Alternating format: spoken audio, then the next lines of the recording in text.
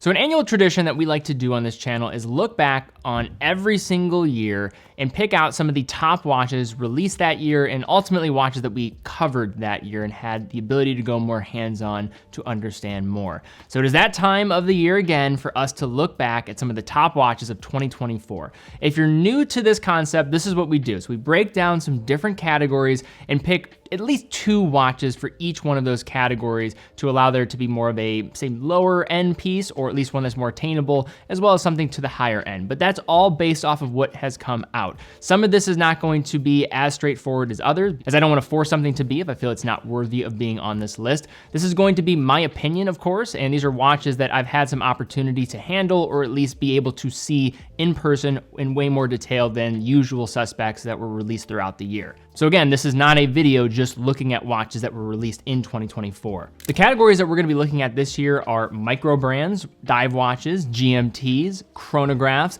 dress watches, everyday pieces, mechanical excellence, which is basically these very aspirational pieces that achieve something great on the mechanical side of things, and then also look at some controversial watches released this year. And then to close the video, what I'm going to do is share some of my opinions on 10 watches that were my personal favorites. I'm not going to go into that much detail of why they were. Some of them will be mentioned also within the list itself, but just things to differentiate from maybe looking at this more from a structured list versus things that were more just to my subjective point of view. And if you want more subjective point of views, I'm going to link to some helpful articles down below. I don't know if you guys know this, but we have a whole team of editors now here at Teddy Baldassar, including people like Bilal.khan, our editor-in-chief. We have Blake Buettner joining us as well, McBrnardo, who has been with us for years, Erin Wilborn, Hannay, Danny Milton, of course, that you've probably seen on this channel as well as on the review channel. And they've put together a variety of editors' choices for the year of 2024. So if you want to stay in the loop, make sure you go to teddybaldassar.com. So now I want to look to the first category here, microbrands. So microbrands were definitely a subject of a lot of detail this year on the channel in a variety of instances, and there have been many that stood out from the crowd.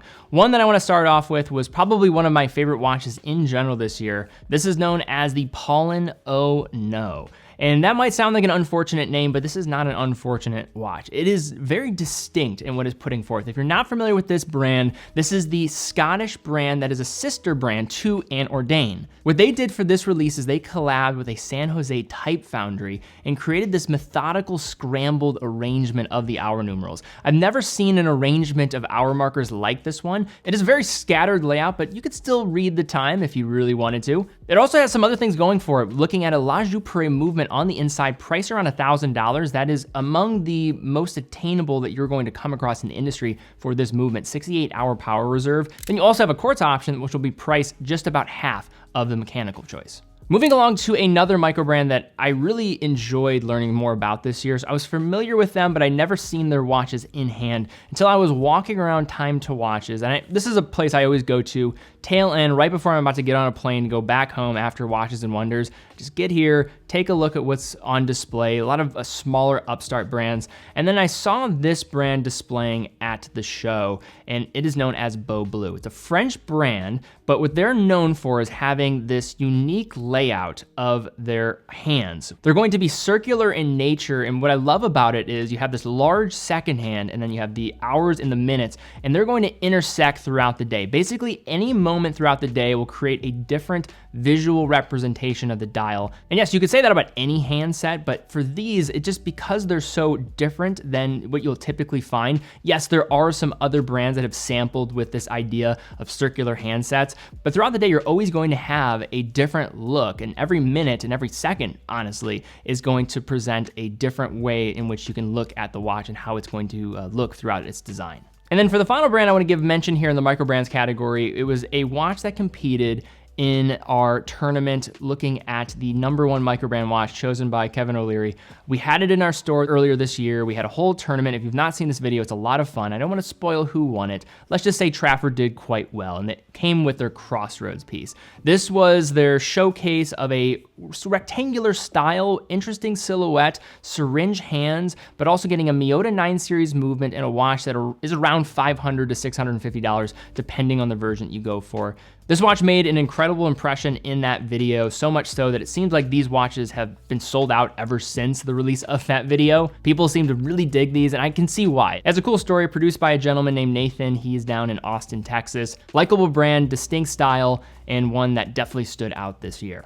Now we're gonna look at some dive watches. The dive watches this year, it was tough because I didn't think there was anything that wowed me under $1,000 like there were in years in the past. Not to say there weren't some good dive watches under $1,000, but the ones that made the greatest impression were a little bit more elevated in approach. Similar story here. I was walking around Time to Watches, and one of the reasons why I wanted to go to this show is to see this brand, Zin, to be able to see some of the pieces that they had available, because it's hard to get your hands on these watches, even in the United States. Even someone like me, it's hard to actually do it. I have to like buy these watches to be able to see them in person oftentimes. But the watch that I saw that I absolutely loved was the Zin U50 Hydro. This is a quartz watch, and it's a watch that you can get with the U50 that is mechanical.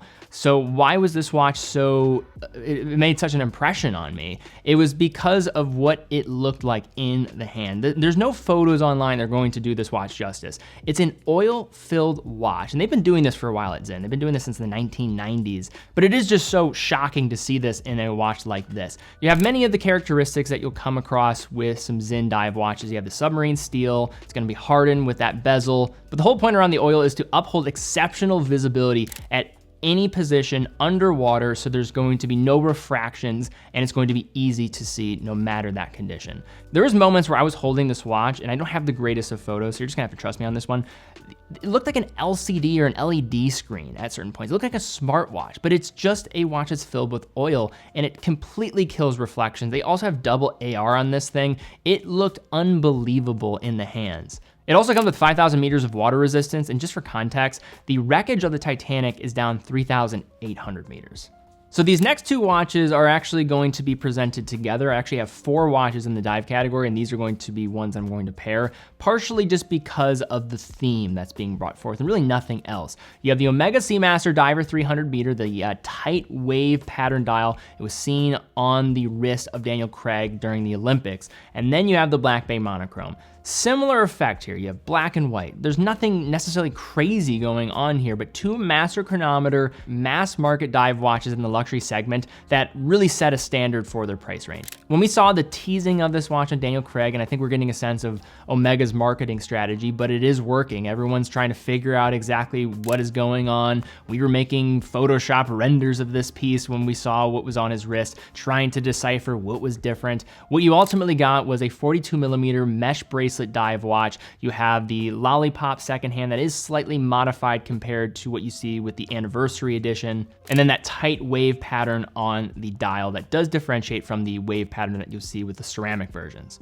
There was also another watch that was paired with it with this titanium bezel and vertically brushed dial. I think most of the attention is going to the black dial, but I wanna make sure that people don't sleep on that one as well. But then the other one that I wanna focus on is the monochrome.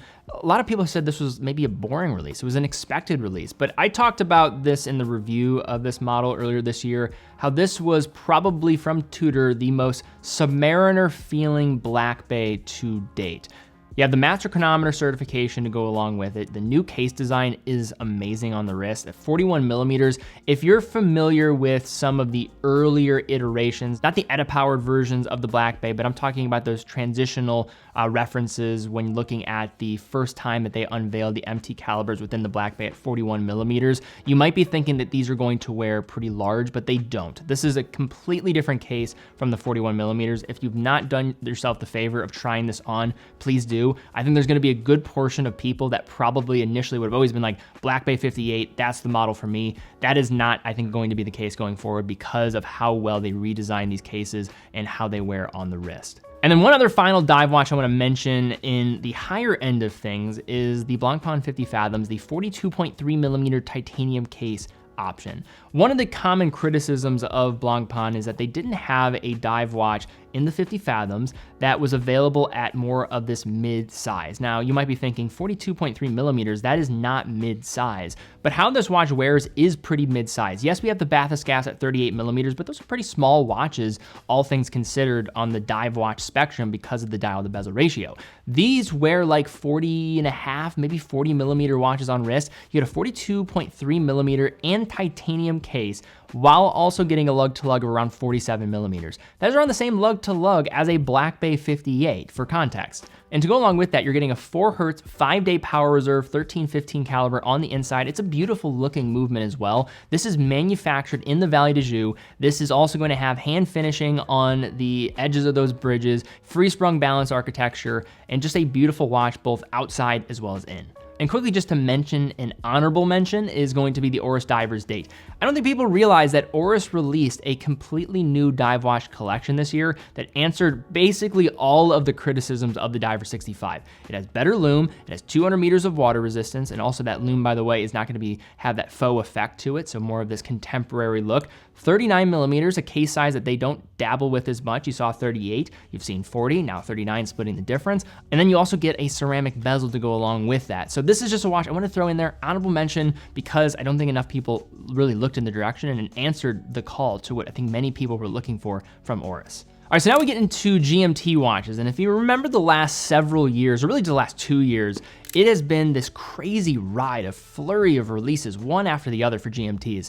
This year, a little bit quieter. Yes, there were some notable ones, but I think there were 2 that stood out that shook the core of the enthusiast community. One at more of the attainable side of things was the SSK GMTs. These are the field GMTs, the 023 and the 025. You have the bicolors that were released in 2022. You've seen basically 3 different versions released every year since then, and that happened again in 2024. But these stood out a bit more because of being this more individual expression under $500 compared to rehashing what has already existed. Not to say that those are bad watches, this is just something new that's being brought to the table. So under $500, I just think these Seiko 5 GMTs are so hard to beat. They are the yardstick to where all other GMTs in this segment are measured. I probably should say meter stick because there's so many of you that are watching that use the metric system. I probably shouldn't say yards, probably don't even know what the hell that means. But these have fixed 24-hour bezel, phenomenal lume across the board, and just imbued with this field watch history that Seiko proudly has to claim as their own. And then the other GMT that obviously needs to be mentioned here, this shook things up, and it's not because it was a watch that wasn't requested. People wanted this to happen for many years, but when it did happen, I think people were very, very enthusiastic about it. You have the Black Bay 58 GMT. This was at Watches and Wonders this year. Just to set some context to this, just to set a stage, it's obvious that this watch had to happen at some point. You had in 2018 the Black Bay GMT that shook the industry when that happened, changed the game for true GMTs at the price segment around $3,000 to $4,000. Then in 2022, you saw the Black Bay Pro. How do you get the 58 case diameter as well as lug to lug and create a GMT with that? So how could we get the best of both worlds? The 58 case, but also getting something that's more in line with the thickness while getting a GMT to go along with it. That is where the Tudor Black Bay 58 GMT comes in. You have a 12.8 millimeter thickness.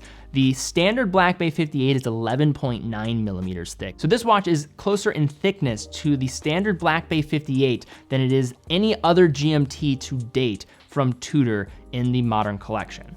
It also just edges out in the thickness department the Longines Zulu Time, which I do want to give as another honorable mention as well, because they came out with a titanium version, which is spectacular. And then I also want to throw out that Rolex did release a GMT Master 2 this year. I think this was a little bit of a quieter year for Rolex. It was the only steel watch released at Watches and Wonders. But when Rolex releases a new GMT Master 2, that is noteworthy. So I'll also throw that in as an honorable mention as well. Now we look at some chronographs, and I have a simple trio of chronographs I want to give a shout this year as being the standouts. The first one under $1,000 that I think absolutely has to get the shine is the new Seiko Pogue Speed Timer. Some people might push back on this actually not being a William Pogue 6139 looking watch. It's a completely different case. It's basically a speed timer with the Pogue colorway, and I get it. If that's your stance on this, totally understandable. But this under $1,000, pretty noteworthy release for a chronograph, and there are not gonna be many chronographs at this price range in general. How do you get there? You get a solar quartz movement on the inside, have a 41.4 millimeter case. It wears like a 40 millimeter on the wrist, make no mistake about it. Has basically a 46.5 millimeter lug to lug.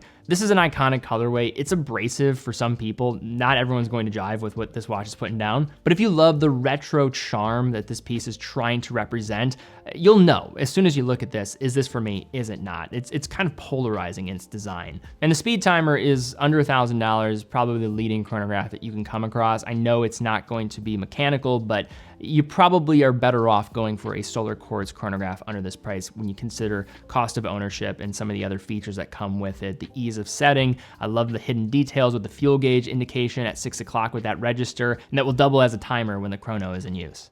Omega had some bigger releases this year. They had a quiet 2023, but this was where they came back with a bang, and there were two chronographs that probably should get mentioned here. This is where I have to make a decision. Which one wins out? First Omega in space or the White Speedmaster? And the first Omega in space might be more notable. This is the return of the first Omega in space. They discontinued the previous generation that was only available on a strap. Now they came back with it on a bracelet. It has a 3861 movement. It's master chronometer certified.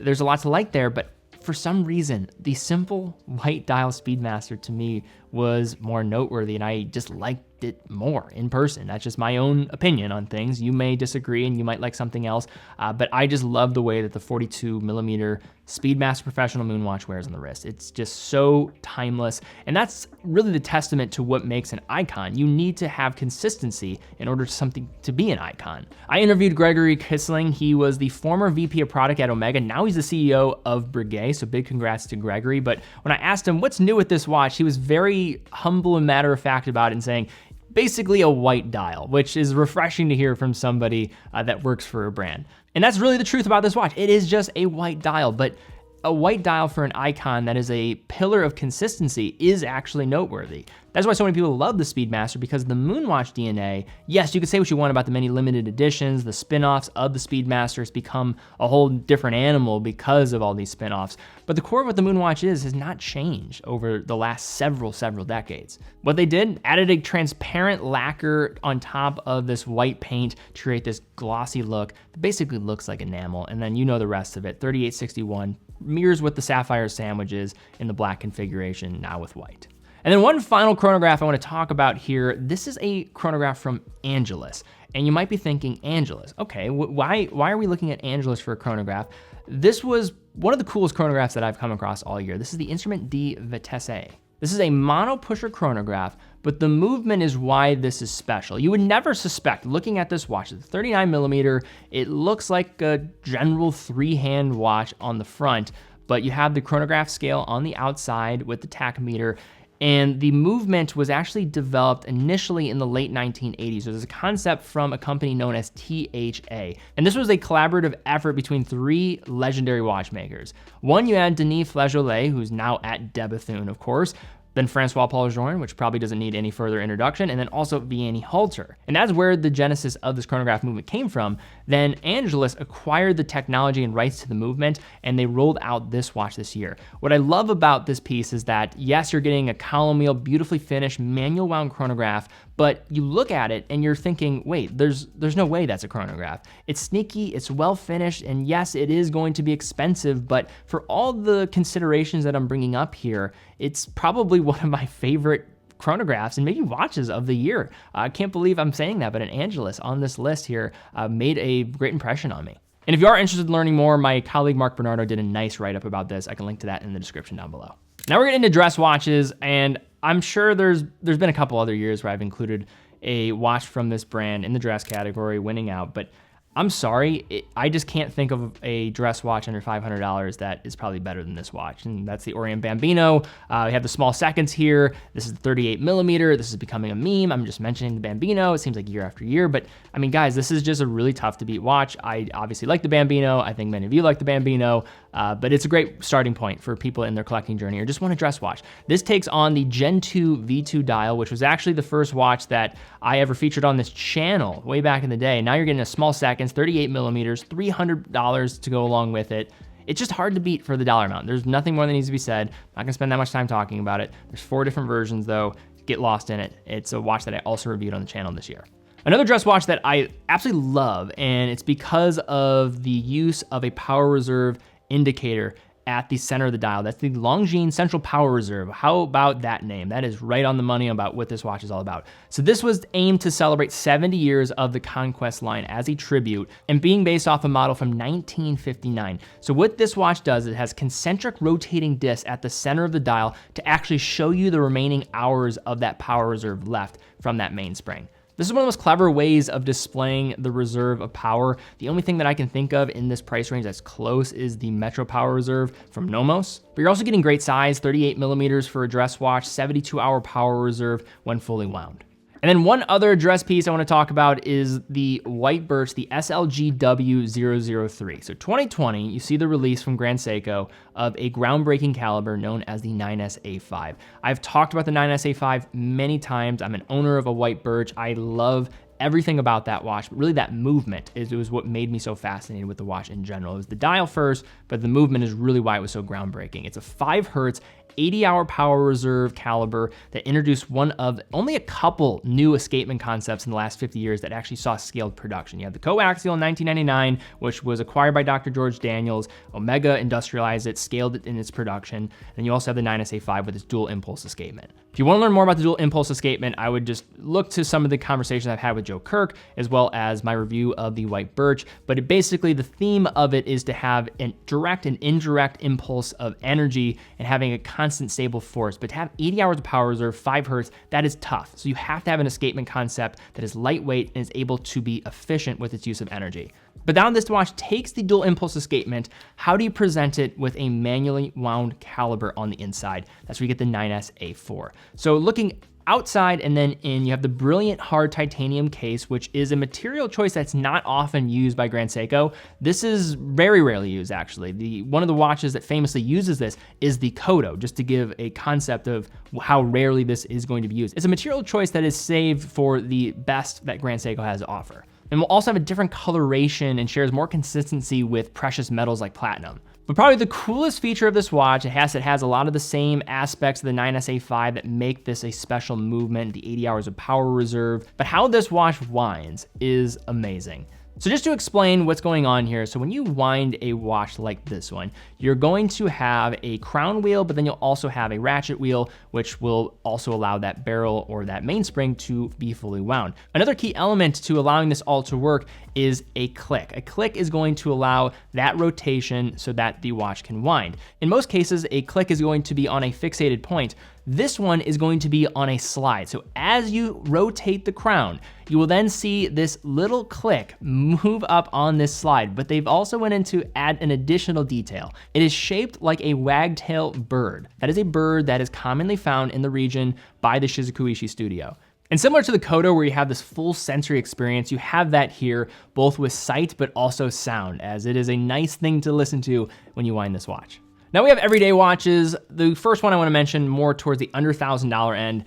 These just stand out. These were watches that before they were released, even this collection, and now it's a collection, was a leader under $1,000. You have the Hamilton Khaki Field Murph. 2014, Interstellar comes out, opens in theaters, 5 years goes by. No watch that was based off of that prop watch has ever come out, but then in 2019 finally changed. The 42 millimeter becomes available. Then people are like, wait, that's too big. We need something smaller as well. Then in 2022, 38 millimeter comes out. Then people are asking, can we get a bracelet? Are there different dial options that we can get? We love the Murph. And in 2024, Hamilton answers again. You have a black Murph on a bracelet as well as a white dial version. This is the best combination of pop cultural relevance, build quality, versatility, brand name under $1,000. I mentioned some of these different Omega releases. This was, of the big releases this year, the sleeper release. This is the Omega Aquaterra Black Lacquer. You had the first Omega in space this year, you had the white Speedy. You also had the Omega Seamaster Diver 300 with this black weave that just came out in the past couple of weeks at the time of recording this. But this was also a release this year that I think delivered on a couple notes that were long requested to hear from Omega. One of the biggest requests was that you actually now have some micro adjustment in the clasp. Now, it's not going to be the most refined of presentations across the entire industry, but to have some relief in the clasp where you can now safely size this up no matter your wrist size is nice to have. You have a 38 millimeter option and a 41 millimeter option, but also this black lacquer. I know it's just simple black lacquer, but you had the teak wood designs, you had the shades that were more eye-catching. This is just maybe the most versatile watch that Omega makes outside of the Speedmaster, but you could almost argue that this is even more versatile because of the three-hand style. Strangely, there hasn't been a high-gloss Aquaterra without the teakwood dial pattern for those that do want to go for this style. In addition to this, you're getting the updated bracelet that came with the release of the 2022 Shades model, so more of that rounded center link, very comfortable. And then a couple honorable mentions here I just want to throw out there. The Zin 104, I have a whole video about this watch. Love this watch. I actually added one to my collection again this year. It's the only watch I've ever purchased twice in my life. So if you want to hear more about that story, I can link to that video down below. And also the Tissot PRX Carbon. Just because this was not a watch that I expected, they've almost looked at every different type of PRX configuration that you could possibly think of. But this did something else outside of the carbon case that made it separate from the competition. You have the .811 caliber inside. The first time that any Tissot PRX has ever featured that movement. Now we look at the mechanical excellence category. These are more esoteric watches that maybe are not seen merely on the path to ownership for many of you or even myself, but more just to applaud a brand for taking a risk and doing something impressive mechanically. Now the first watch that has to be on here is the IWC Eternal Calendar. This was released at Watches and Wonders. At the time, I think it got rightfully covered a lot because this watch is phenomenal. It was one of the stars of the show all year, and it showed where IWC can truly flex its watchmaking muscles. This is a timepiece whose calendar, leap years and all, will be precise for 400 years without corrections, and whose moon phase display will remain accurate for an astounding 45 million years. Yes, 45 million years. To enable the lack of corrections on the perpetual calendar, IWC needed to develop a 400-year gear, and the brand simulated 22 trillion gear combinations to ensure that the end result would work for that moon phase indication. Then another piece I want to talk about is the Lange Zeitwerk date. Now this is not a new release this year, but it's a watch that we covered on the channel in detail. I labeled this watch as arguably the greatest digital watch ever. I put this next to the Vagabondage Jumping Seconds from FP Journe. These are probably my two favorite digital watches ever. At least when we're talking about this level of watchmaking, there are plenty of digital watches more on the attainable end that are cool too, but this is just a different feat altogether. So this is a jumping movement watch with numerals printed on discs that sit behind the dial. They'll advance to show the current time digitally through those window-like apertures, and every single top of the hour, I would just get excited just wanting to see all of those discs change. You see it once and you want to see it again. It's a simple little concept that gets us excited, but it takes 500 plus components to make it all happen. I have a full deep dive on this watch. If you want to learn more about how it works, I can link to that in the description too. And my one colleague, Bilal, did a write-up about this one, probably one of the most mechanically impressive watches of the year. This is the de Bethune kind of Grand Complications. So this de Bethune comes with 500 plus components for its movement. It's a perpetual calendar, also has a 36,000 vibration per hour tourbillon, fired blue titanium dial, which is going to have this beautiful starry celestial layout, three-dimensional moon phase, central body of the case can actually flip over, so think about like a reverso, but futuristic, a deadbeat seconds, and that tourbillon moves 30 seconds in one complete rotation. It's actually the lightest tourbillon in the world at the time of its release. And then for our final category, before we look at some of my subjective choices at the end, the most controversial watches of the year. And this is an easy one to mention right at the beginning, the Patek Philippe Cubitus. 25 years go by where there's going to be no new model family from Patek Philippe. The Nautilus 5711 is discontinued in stainless steel, so there's all this thought around what's going to be next. There's this weird magazine that's posting these things that may appear as if they're Patek Philippe watches. We don't know if they're actually real. Are they renders? Is this AI? Well, they turned out to be actually real, and the internet went crazy after the fact.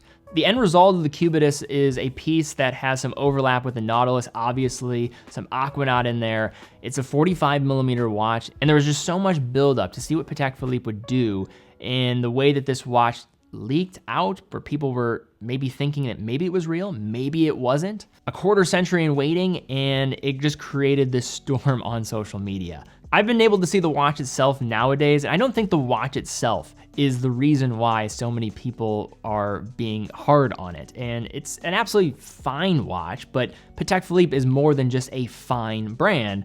And I think the packaging around it, the buildup of anticipation around the Cubitus, it just created a storm where everybody was going and doubling down. And Patek Philippe didn't do themselves any favors as well. Terry Stern probably could have chosen his words more wisely, to say the least. Then they came out with a whole ad campaign around it, and as everybody everybody has this bitter taste in their mouth around what Terry Stern said. Then they see this ad that wasn't to Patek Philippe standards and just feels full of cliches. We'll have to see what happens in the coming years. I think people have warmed up to something like the Code 1159, and this reminds me a lot of the Code 1159 reception, but we will have to see in the years to come how the Cubitus will age and if people will change their tune about it. Drastically changing the direction of price, we have some Seiko 5 watches, the Seiko SNXS. So just to give some context here, you saw the release of 3 different models going under this name known as the SRPK 87, 89, and 91.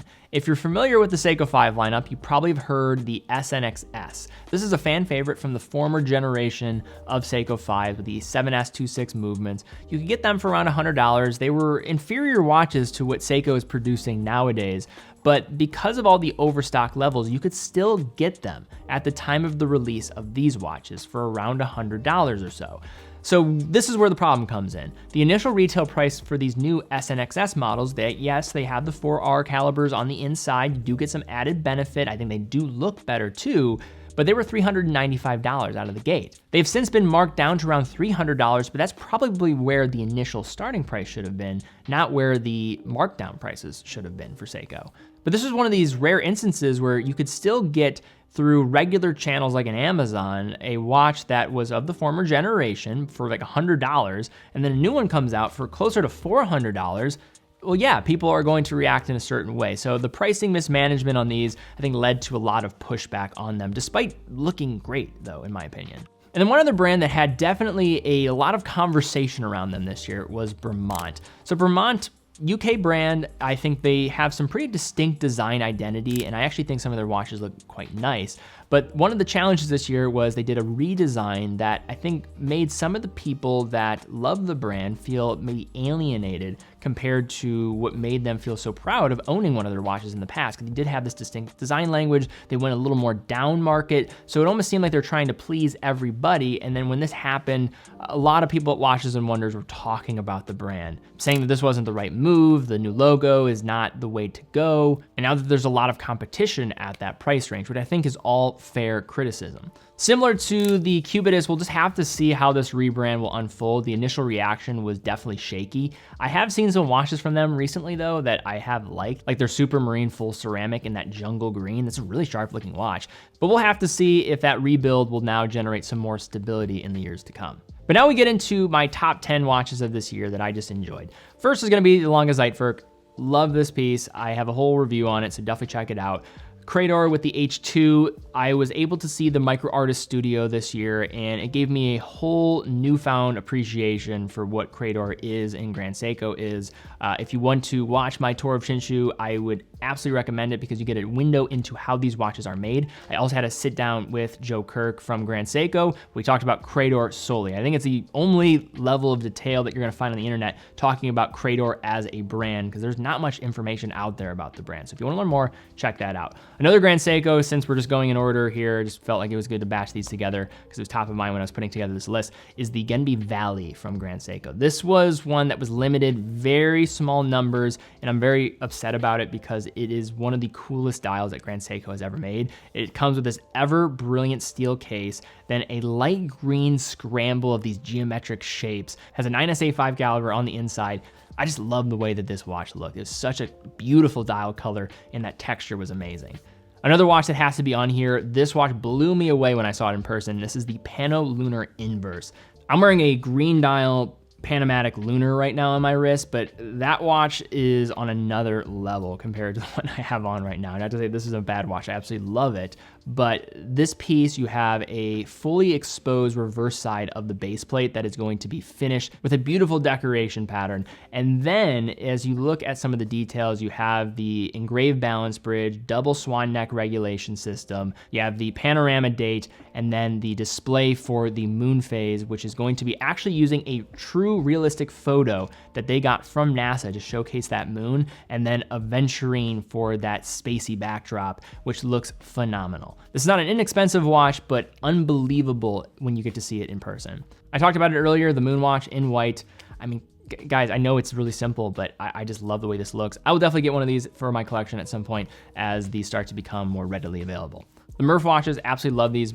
Hamilton was one of my gateways into Swiss watches, and the Murph is just a piece of pop culture, as well as a watch under $1,000 is about as good as you can get. I recommend this to people all the time. There are people that were close to my circle that were getting married this year. I recommended the Murph, and it looks great. It's just a watch that works well with pretty much any different attire you throw at it, and it has a cool backstory as well. The Cartier Tank Louis, covered the Cartier Tank Louis on a review this year. It's just such a timeless design, and I know it is maybe tiring how often Cartier tanks are brought up, but man, when you try it on, it is legendary stuff. Longines Central Power Reserve needs to be here for me. This is amazing for what they're doing for the price. Central Power Reserve, it's a wonderful expression of creativity at a price range that is a lot harder to do it mechanically speaking. The Zen 104 has to be here. Have the white dial version. That was a watch that was featured on the first video to ever appear on this channel. I sold it. I regret it. Thankfully, it went to my cousin, so I feel better about that, but I had to buy it again because I could not go without owning that one. And then one final watch I want to throw in here is the Crayon Anywhere. This is a piece I probably will do a review on at some point. Being produced by Remy Millet, he is probably going to be one of the leading watchmakers of his generation. This watch does something unlike any other watch on the planet. It can adjust the sunrise and sunset based on the latitude location for you on the planet. And at the time of purchasing this watch, you tell them where you want it to be geolocated based off of, and they will make adjustments to allow you to see the sunrise and sunset times throughout the year. This is a calendar as well, so you'll have 5 annual adjustments that you'll need to make. But to have that personal connection to the operation mechanically, to where you are physically located, is such an interesting feature. But all right, guys, that is my wrap up looking at some of the top watches of 2024. If you enjoyed the video, please give it a thumbs up, subscribe, and hit the bell icon. Do appreciate that. Also, what are some of your top picks for top watches this year? Leave some comments down below. Love to see that. If you had one watch that made the greatest impression on you this year that you got to handle in person, what was it? Leave that comment down below. Also check out teddybaldessar.com, full authorized dealer of over 30 brands. Every purchase from teddybaldessar.com comes with a full factory warranty, quick and fast fulfillment, dedicated customer support, and also how we're able to keep doing what we're doing here year after year is selling watches on our site. So if you are in the market for a watch, we'd love to have your business. Allow us to keep doing what we're doing here, and we love what we do. But guys, thank you again so much for watching. Be well, and I will see you all very soon.